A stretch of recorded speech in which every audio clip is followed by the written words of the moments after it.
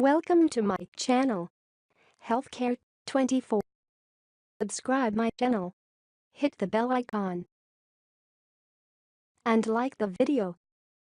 Hi, this is Doreen. I'm here at Fusion Pilates in Asheville, and I've got a workshop coming up that talks about alignment, and talks about alignment coming from the Nutritious Movement Institute, because I'm a restorative exercise specialist, and we work on alignment, what the joint is really supposed to be aligned to do, as opposed to how we use our joints. And so right now I'm going to introduce you to how we line up the feet and why we line up the feet that way. So most of us tend to walk with a little bit of a turnout in our foot. Some of us make it come from the knee, some of us make it come from the hip, but in either case, the joints are not in an aligned place for walking. And the way that you can tell that is how much of a bunion do you or do you not have, and what kind of callus do you have on that big toe.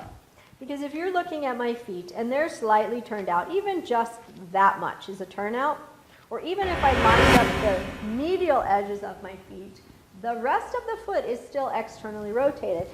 And you can see that if I place a straight edge along the outside edge of my foot and step away from that straight edge, that is pointing out to the side. So if my foot, if I take a step forward into walking, watching my back foot, as I lift the foot up, you can see how the big toe is pushed off to the side. So then when I roll off, I have rolled off the joint at the side position, not how the joint is aligned to work. So in restorative exercise, we take the outside edges of the feet and line those up straight. More specifically, we look at the point of the base of the fifth toe, where that little piece sticks out, and then where the ankle drops to the ground, right? So my ankle would drop down right about there, and I line up those 2 points on a straight edge. So now my foot is aligned straight ahead. I have put the joints of the foot where they're supposed to be. If someone is pronated, where their foot falls in a lot, and you start to put those points into place, and then when we get to the upper leg, you can see how we start to lift the arch. But that's going a little too far for right now. If you want to look at the workshop, it talks about going up. But right now, I just want you to think about lining up the outside edges of your feet. When that happens, yes, people will tell you they look or feel pigeon-toed. Take the toes out of the equation, just look at the foot part. And yes, then when that happens, most of us have too much internal rotation of the thighs. When we bend the knees, it's going to take us into internal rotation. But that's too much for this little blurb right here. So we're going to talk about the outside edges lined up. Once you've got the outside edges lined up, I want you to take that into a calf stretch.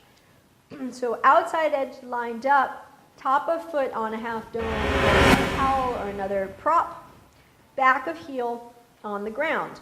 Some of you might feel stretch already in this place.